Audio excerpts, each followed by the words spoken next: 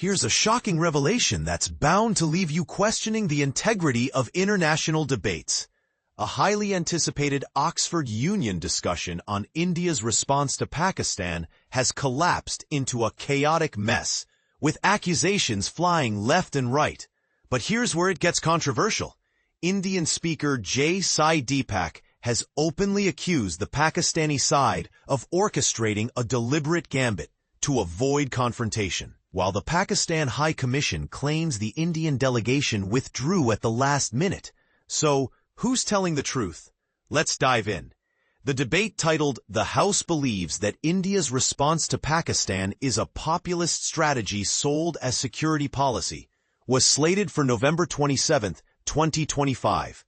However, it unraveled dramatically just hours before its scheduled start. Deepak took to X, formerly Twitter, to provide a detailed account of the events, directly contradicting the Pakistan High Commission's statement.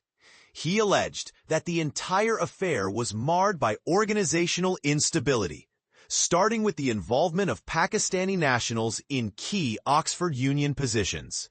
Moosa Harraj as president and Raza Nazar as treasurer. And this is the part most people miss. Harraj is reportedly the son of Pakistan's Minister of Defense Production, raising questions about potential bias in the event's management. The initial lineup of high-profile Indian speakers, including former Chief of Army Staff Sri Naravane and Dr. Subramanian Swamy, withdrew just 2 days prior due to unavoidable commitments. Despite this setback, Deepak managed to secure replacements, Manu Kajuria and Pati Satish Sharma, at short notice. Yet the final blow came when Deepak received a call at 3:13 p.m. on the day of the debate, informing him that the Pakistani delegation, which included Hina Rabbani Kar and Khawaja Muhammad Asif, had not yet arrived in London. This led the Indian team to cancel their journey to Oxford. The plot thickened when Deepak claimed he later confirmed that the Pakistani delegation had in fact landed and was staying at a hotel in Oxford. This prompted him to launch a scathing critique, accusing the Pakistani side of deserting the battlefield before the battle even began.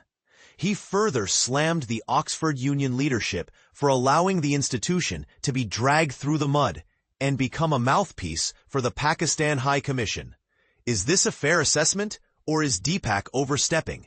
Let us know your thoughts in the comments. Shiv Sena UBT lawmaker Priyanka Chaturvedi also weighed in, mocking the Pakistani side for their habitual lying. Meanwhile, the Pakistan High Commission released a statement expressing regret over the Indian delegation's last-minute withdrawal, framing it as a lack of confidence in defending India's security policy in a neutral and intellectually rigorous debate. But here's the real question. Was this a genuine organizational failure, or a calculated move by one side to avoid scrutiny? The debate may have been cancelled, but the discussion is far from over.